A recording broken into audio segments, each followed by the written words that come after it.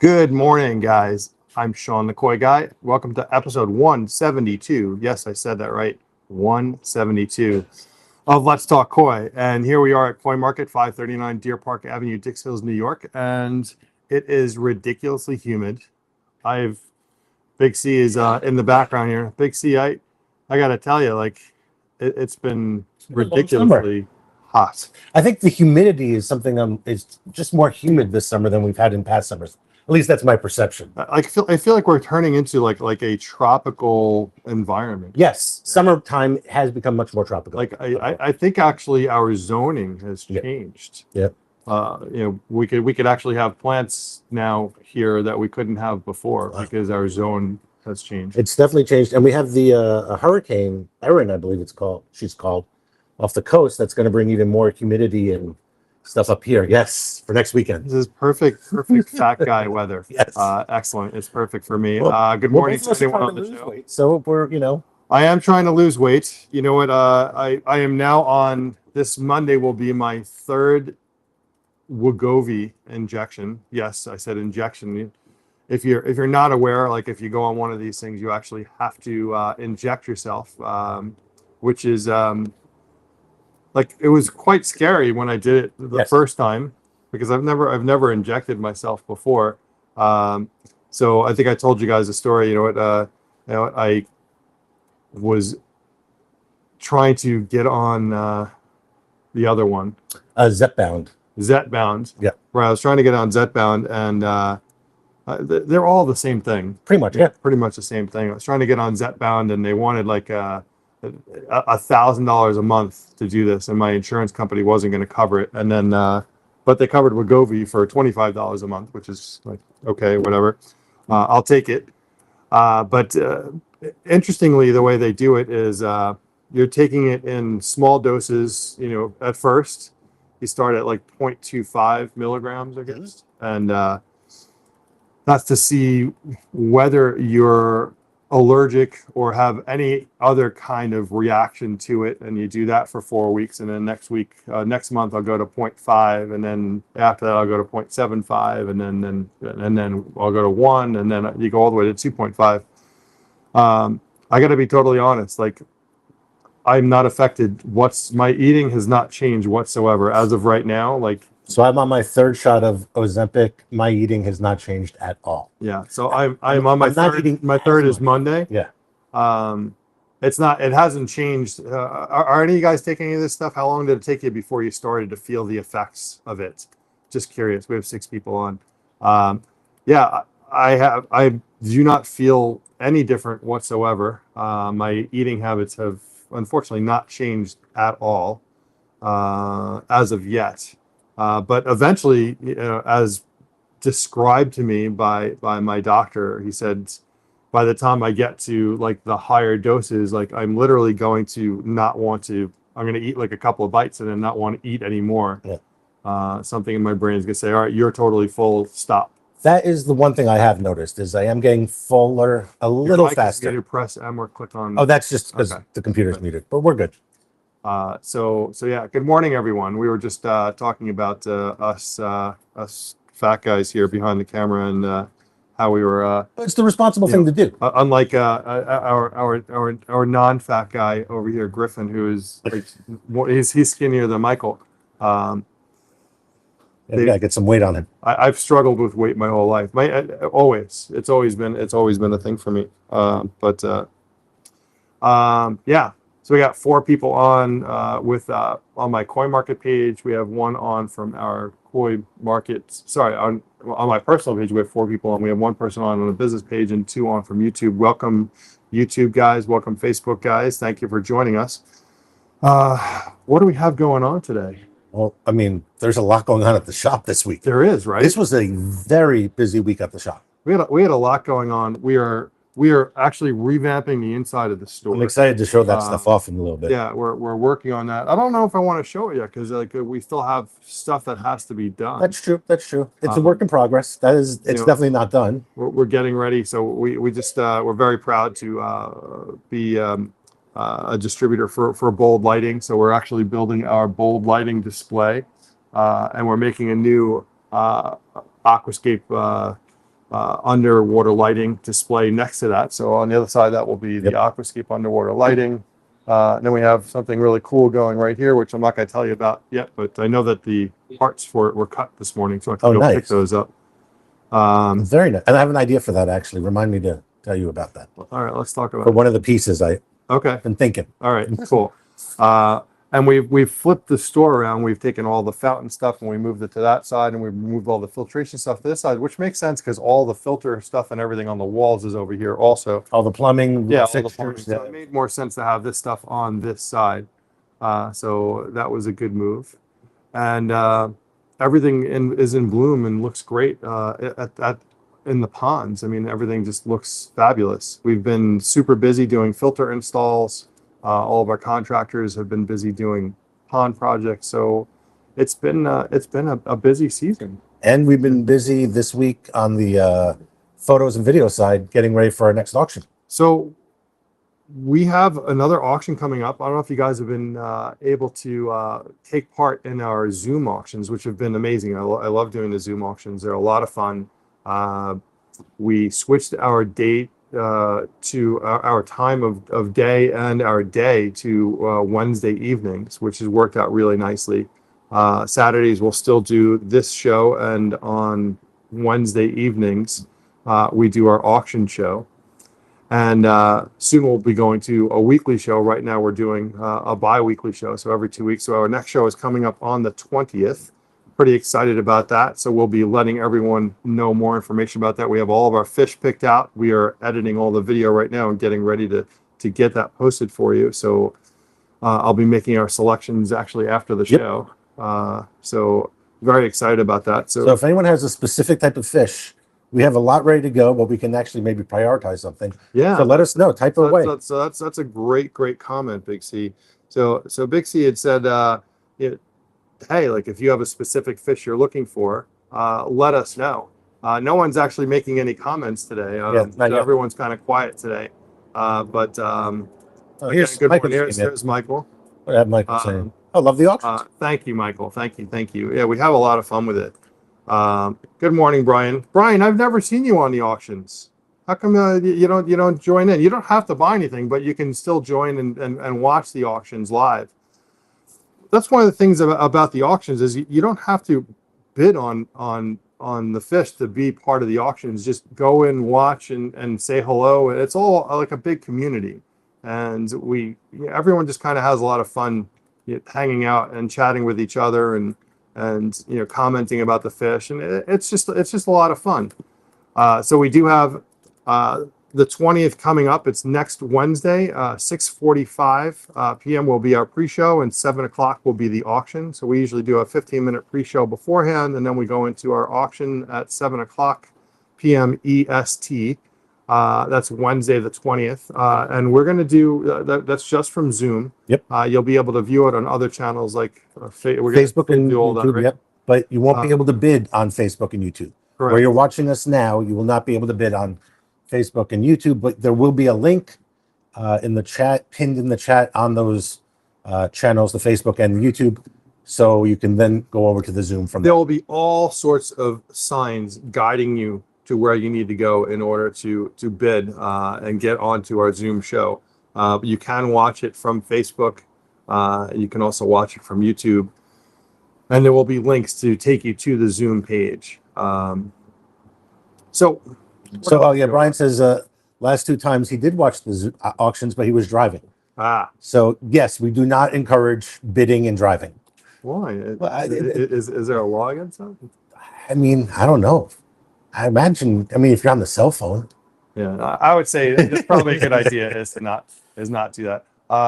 Hey Ed, what's going on, buddy? Ed and I were chatting this morning. Ed had posted a few of his fish that he has been growing out, and we got an opportunity to see. And what we're going to do in a later episode is do another conversation about the evolution of koi and how they change from tosai up to whatever age, nisai, sansai, yansai, and it's a great opportunity to really see where a fish is going And it's really important to have these conversations because, a lot of times, we'll have customers come in and say, oh, I bought a fish and it looked like such and such color. And then it changes. And when you're buying fish as Tosai, unless it's a single color fish, it's likely going to change. Well, I've been here now 4 or 5 months, Yeah. and I've seen a lot of the fish, especially the smaller ones, Yeah. changing. Those, the Isa Showa, which are so much fun and very hungry every time I walk by them. Yeah. But those guys have changed colors, gotten sharper, brighter.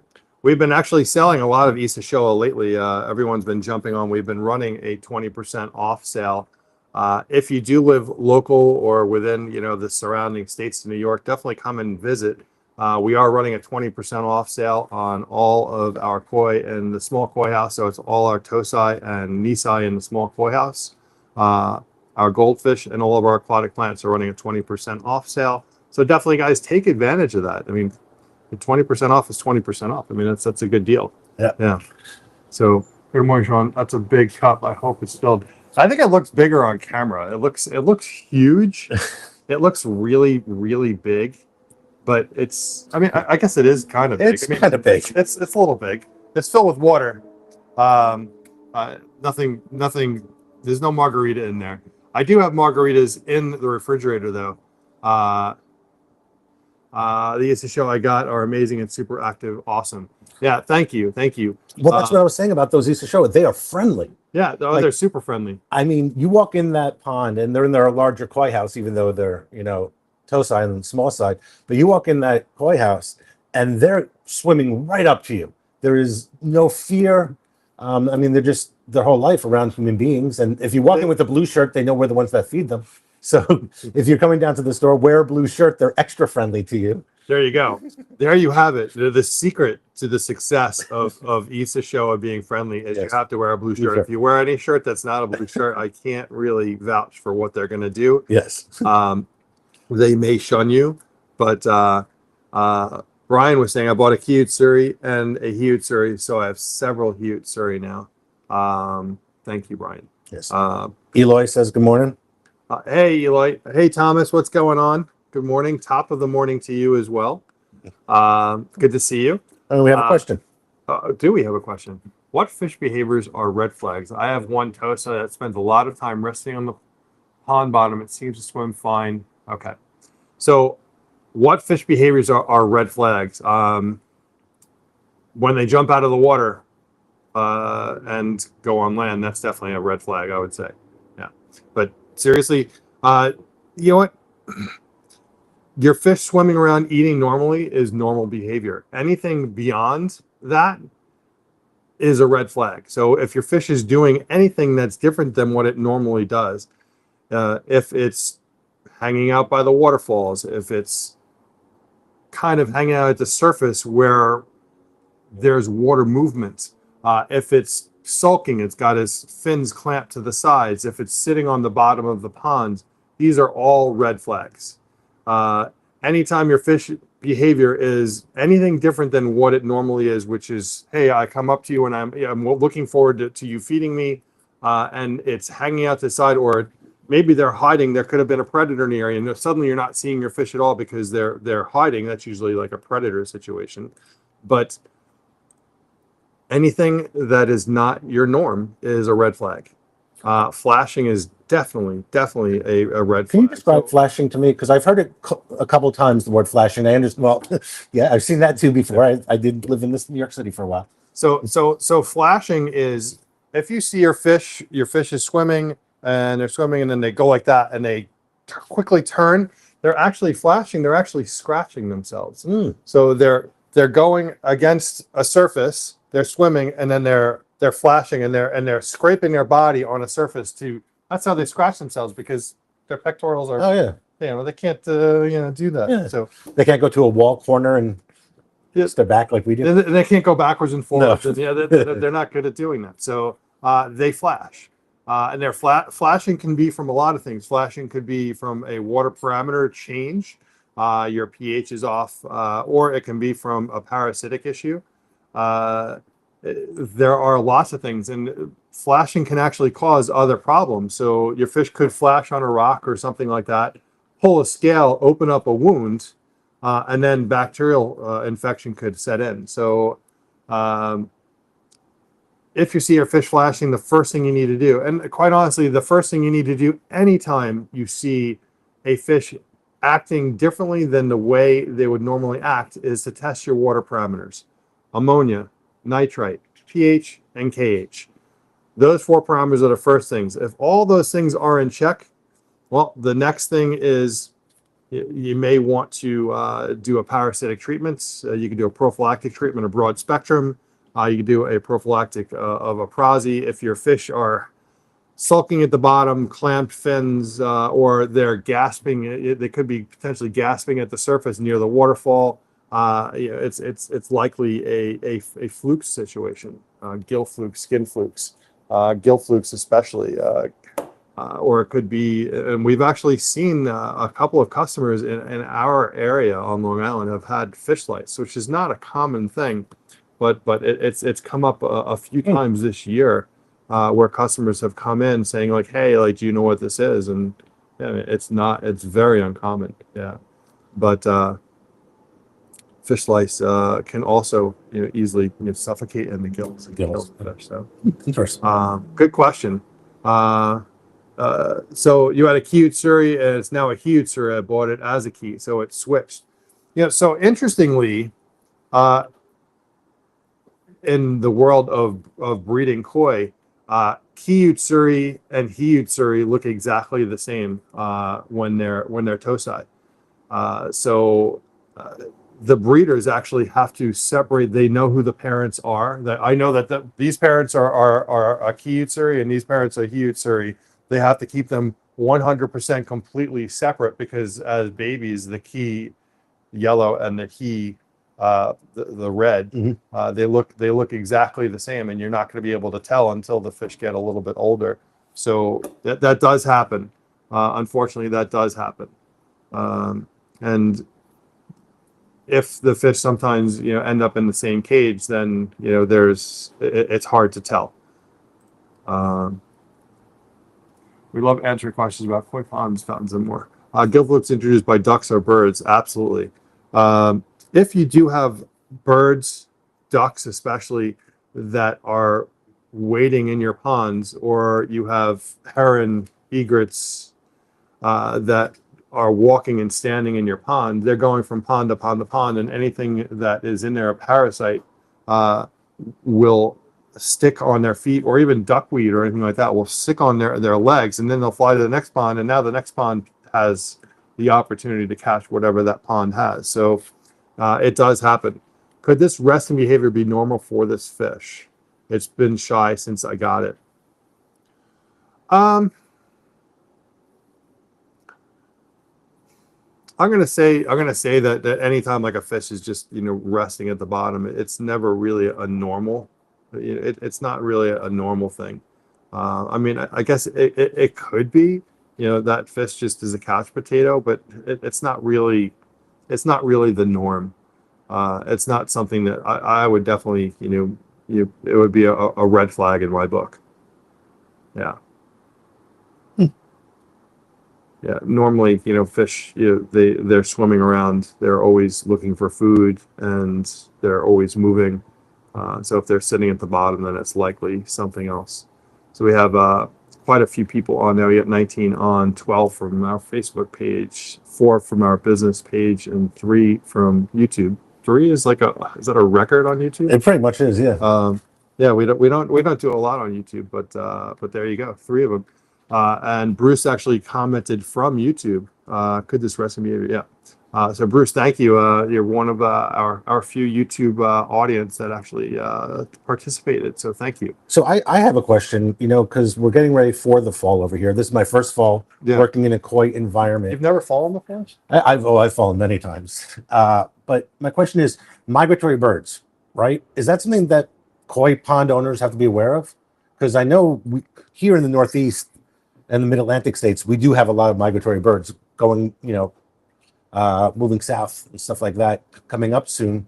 Is that something that we have to be aware of come fall? I mean, you always have to be aware, especially when the pond starts to cool down. So as the pond starts to cool down, your fish will become, they'll start eating less and less and less, and then they'll eventually go into what they call a torpor state.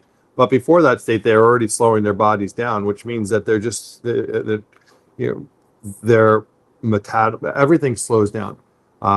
And so because of that, they become, their immune system drops, and they become very weak, and their movement is slow, and you can literally, in cooler water, if a fish happens to start swimming around, you could grab them and pull them out of the water. So when it comes to and this is interesting, and I do not like talking, and I got to be honest, Big C, I don't like talking about winterization kind of stuff in the summer, because it's a bummer to talk about. Oh, for sure. Because it's like talking about back to school the day school ends. Yeah, exactly. That's a good analogy. I try not to think about it, because we spend so much time looking forward to the season, being in season. So talking about being out of season, the only thing I like to talk about when we're talking about out of season is going to Japan and picking fish. But to really finish this conversation, we always put nets on the pond, because and we hear this a lot. There's a lot of pond guys out there that do this, and if you're a pond guy, I'm going to tell you got to stop doing this. A lot of the guys that will winterize a pond, they'll put a net over it, and then as soon as the leaves fall off and they get cleaned up, they take the net off. Don't do that. No. Like, you don't leave. You do not take. Hey, Justin, I actually took some pictures of some Deutsche Shell for you. I actually found a couple. Remember, I said I had picked a couple of Deutsche Shell for a customer. I need to see those actually, if you pull them. So just hold on a second, Justin. I was just finishing this conversation about. So leave the net on all winter. So guys, when you winterize your ponds, and like I said, I don't want to talk about it, but when you winterize your ponds, leave your net on the entire winter. And you know why? The reason why, should I add a bead filter or a wetlands? I'm a bead filter guy. Wetland is a different. Listen, there is different reasons for different things. I prefer a bead filter. That's just my thing. It's not that a wetland won't work. It works very differently. Needs very different maintenance. I prefer a bead filter. Phil, if you want, you can certainly reach out to me and we can talk about it. 516-547-0164 is my cell. You can text me. And Ed, I want to talk about your mountain line in a second. So winterizing your ponds, these guys are, winterizing it. They're putting the net on, and then as soon as the leaves are cleaned up, they take the net off. Well, your fish are in that torpor state. So their immune systems are down. They're very weak. They're sitting on the bottom, but we could get a warm day. And as soon as we get a warm day, the fish are going to start moving around again. They're going to come to the top. And guess what? In the wintertime, predators are looking for food anywhere possible. They will go in any means possible to get food. So they're sitting, waiting around your pond. And if you take that net off, you're basically saying, like, please take my fish. Well, think about even us as humans on a warm winter day. We're all going out shopping or running our errands. Oh, it's a warm Saturday. Let's run our errands. Well, we have these predators out in the wild. It's a warm day. They're going to go out of wherever they're. Those predators being like the retailers. Well, yes, but also maybe mountain lions. And they're going to go out of their dens or wherever a mountain lion might live and look for food. Yeah. Warm. So good morning, Ryan. So Ed had sent me a picture this morning of a mountain lion in his backyard. And yeah, I mean, a mountain lion walking around, and I actually know a little bit about mountain lions because we had a mountain lion in my basement. I know that sounds a little crazy, but it is true. I would show you a picture on my phone, but my phone is being used to do the show. But my dad was a collector of animals, and we did have a mountain lion. Kind of crazy. But yes, if a mountain lion is walking around your backyard, they will certainly, if they can catch your fish, they will, Ed, absolutely. So yes, you have to be careful with that. Any other questions? I love questions, guys. I love questions, and I'm happy to answer anything you got. So hit me, please. What else we got? Well, we have a little bit of that delay. So again, the auction is this Wednesday, 6:45. We're going to turn on the cameras, kind of preview everything we have going on, 6:45 p.m. Eastern time, that is. And then right after 7 or so, we'll get the first fish going. Correct. Now your microphone's on. They can hear you. Yes. Yeah. Okay. Yeah. So we're very excited. We're gonna have a great show for you this Wednesday coming up on the 20th. We've picked a lot of really nice fish for you. Lots of great tosai, nisai, and sansai. So some great fish for you. Yeah, those sansai, sansai we picked yesterday were gorgeous Yeah. and calm and huge. Some of them. Yeah, some big fish. I think the biggest fish was that kujaku, right? Yeah. Yeah. We got a question from Debbie. Debbie's hitting with the cloudy water issues. I think it could be a reflection from the clouds up above, or it could be cloudy water. Just try to be silly. So cloudy water could be a number of things. You could be Are you overfeeding your fish? How much are you feeding, Debbie? I know that you're just getting your pond started. So if you have a bead filter, I don't know what your filtration setup is. If you have a bead filter takes a long time to get established. So when it comes to a bead filter, it gets a biofilm on the media. Do you have a bead filter set up? This is the first question. We have that little delay, so we'll have to. Yeah. Up. Light because of ammonia spike. Okay. All right. So there is an ammonia spike. So you should be doing water changes. Anytime you see ammonia, you should be doing water changes. You need to have a product like Chloromex on hand. All right. So we're going to talk about that in a sec. So if you have because you just started your pond, if you are seeing an ammonia spike, you need to have Chloromex on hand, and you can basically do that every 48 hours until is Chloromex on there? Yeah, it is. I'm going to pull it up. Yeah, pull it up. So They can still see you. yeah, Can hear you. cool. It's weird when you have that on there because I don't know if everyone can see it. I don't see it coming up there. Huh. So I found it last week. CH? Is it I CH? don't think so, but Yeah.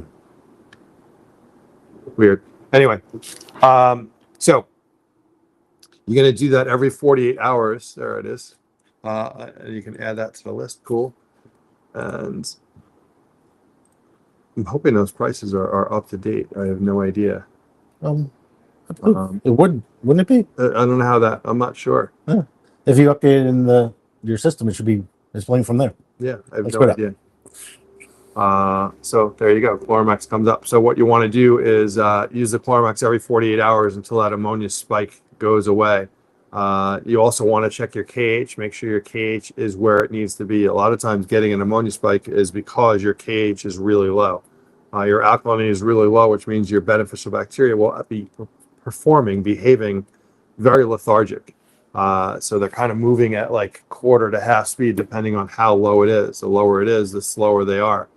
They're almost like going dormant. So what you need to do is you need to get that KH up to where it needs to be, about 125 plus. So if you have a tester, it's about seven drops. So your KH is good. So you may be overfeeding. And I know, like I said, like you just started your pond out. So get that Chloromex, and you're going to use that every 48 hours. There's a new product coming out from Koi Pharma I'm pretty excited to talk about. I'm not going to say anything just yet. I want to know that it's in manufacturing before I start talking about it, but it's coming out soon. That will work for this. 0.25 is not horrible, but it's still ammonia. So you definitely want to get rid of that. But you have a bead filter, and the way a bead filter works is it actually gets better and better over time. And the nice thing about it is that it does get better the longer you use the bead filter. So it gets a biofilm on the media, and that media gets sticky. And as it gets sticky, it actually grabs more and it works better. So the longer you have your bead filter, the better it will actually work, which is what's great. So you got to give it time. And I know you just got that up and running. So you got 25 on, and yeah. Any other questions? Any other comments? We've done a lot of bead filter installs in the last 2 weeks. I've done quite a few of them. Our big pond's a bead filter, right? Yeah, Big Pond is a Yeah. bead filter. Yep. We did a bead filter install in Connecticut for Chris Potter. We drove out there to rip out what was done by another company. I received 3 fish from auction. They are doing well. Fish are in QT tank. Excellent. Question is, do you treat with broad spectrum PP or when no problems are present?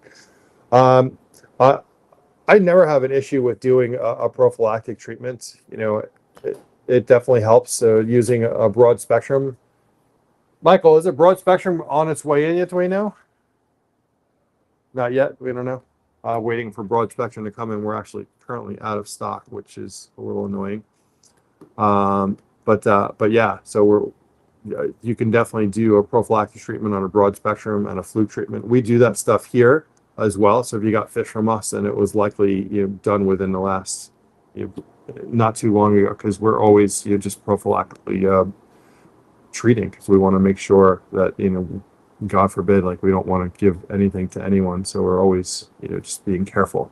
That doesn't mean that if you're buying fish from us that there's definitely nothing going on. It's just we're doing everything possible to make sure that we're doing everything possible to make sure nothing happens.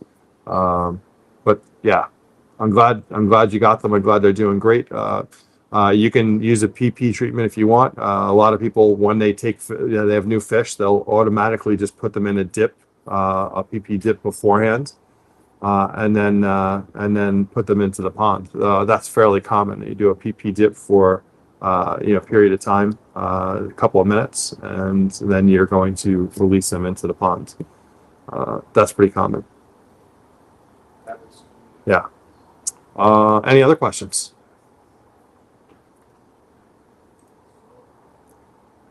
Cool. Excellent. So you got Thank you, George. one of the auctions. Yes, I remember. And I'm glad you're happy with the fish. So very cool. Good morning, Rosina. Okay. Any other questions, guys? All right. So I think we're not going to do a really, a crazy thing. I don't think we need to. It's just ridiculously hot out. I wanted to make sure you guys are aware we have our next auction coming up. Our auction is on the 20th. So that's this Wednesday coming up. It's a Zoom. Do we have a link on the website? I know that there's a countdown on the website. We do have a link already. So I don't know if it's on the website though. I mean, I don't know. We'll talk to the man about putting a link on there for that. If it's not there, we'll check after the show. So it's this Wednesday, the 20th. Pre-show starts at 6:45 p.m. EST. It'll be a Zoom auction. You can watch it from Facebook, from YouTube. Make sure, guys, to follow.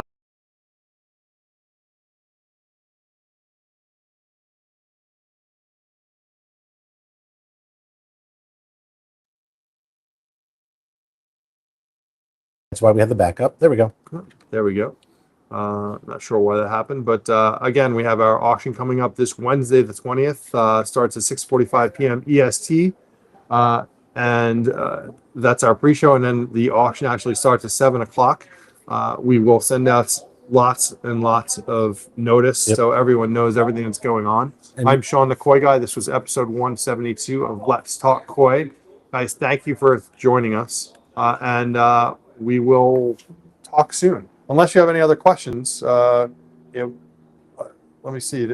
I'll just give you guys another chance. Any other questions before we jump out and start doing some work around the shop? By the way, while we're waiting for that to see if somebody else jumps in, Monday in the afternoon at some time, we should have a preview video of the fish up for auction on Wednesday. So check our socials for that. Okay. All right. So Big C was just telling me, so Monday we'll have a preview video up and running of all the auction fish that will be available. We will keep you posted about that. You'll get to see everything that's going to be available for the auction on Wednesday, the 20th. Again, we look forward to seeing you guys. Have a great weekend, and be there Monday to pick up last fish. Okay, sounds good, Debbie. We'll see you on Monday. Is Michael on the phone? Michael's on the phone. I'll let him know that you're coming on Monday. But yeah, I'll let him know, Debbie. All right, guys,